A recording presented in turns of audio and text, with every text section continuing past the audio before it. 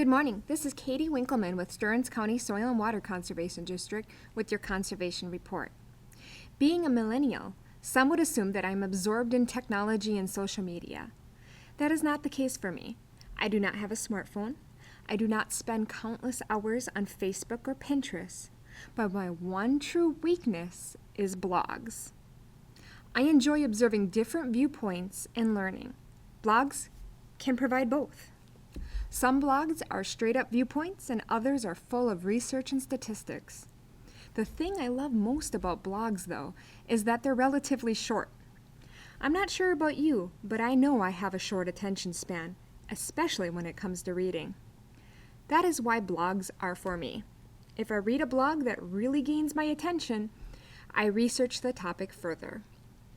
Today, I would like to give you a sampler package and talk about two blogs that I've recently read from the Ag Water Exchange. The Ag Water Exchange is a forum for thoughtful exchange of ideas and information on water quality and agricultural management practices. It is offered by Discovery Farms, Minnesota. The first article was published on March 24th, titled, "What's the Risk with Winter Manure Application?" February and March are usually the time of years when Discovery Farms starts to distribute warnings about the spreading of manure during the transition from winter to spring. Although the risk is lower this year due to limited snowpack and frost, conditions can always change to increase those risks. For example, an unwelcome snowstorm that brings a fresh blanket of snow. During this time of year, it is always important to monitor weather forecasts and field conditions to assess risk with manure application. Monitoring field conditions and weather forecasts can identify conditions when runoff is likely. Avoiding manure application during these times is key to reducing phosphorus losses. If manure needs to be removed from barns and lots, consider if stacking and spreading later is an option. If spreading manure to fields is necessary during these high-risk times, try selecting fields that are flat, north-facing, and appropriate distance from water bodies.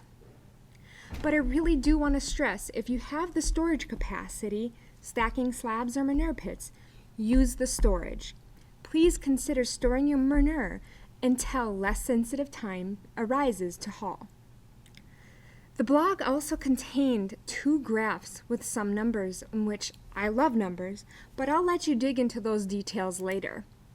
My attention span has already moved on to that next article, published on March 29th. It was a blog announcing that Discovery Farms, Minnesota is seeking new farmer participants. The Minnesota Agricultural Water Resource Center is currently seeking farmers willing to participate in the Discovery Farms Minnesota program. Discovery Farms Minnesota is a producer-led effort to gather field-scale information on water quality impacts from a variety of farm enterprises in Minnesota. The mission of the program is to gather water quality information under real-world conditions, providing practical, credible, site-specific information leading to better management decisions supported by a better understanding of the relationships between land management and water quality. So what is a discovery farm? The blog tells you that as well.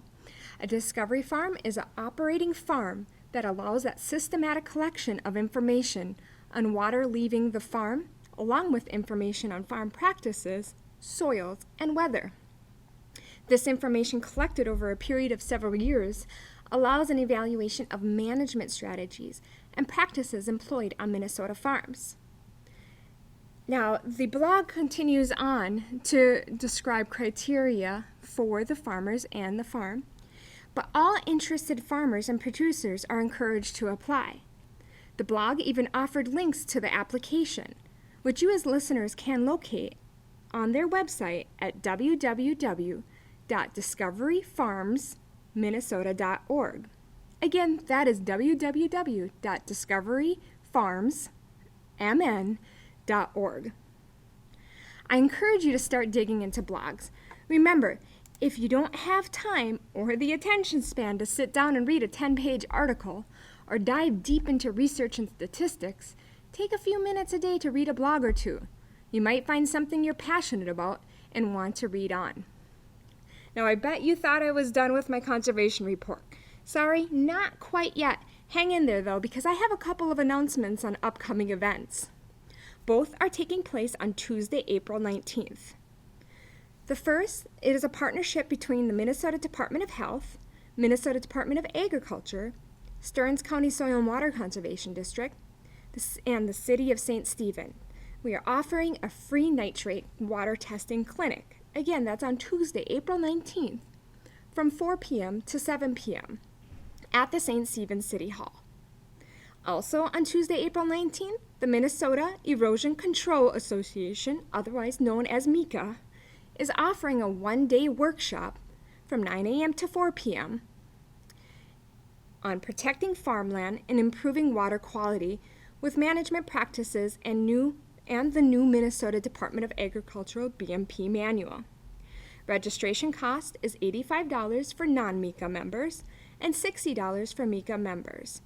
For more information on both activities, please visit the Stearns County SWCD's website at www.stearnscountyswcd.net.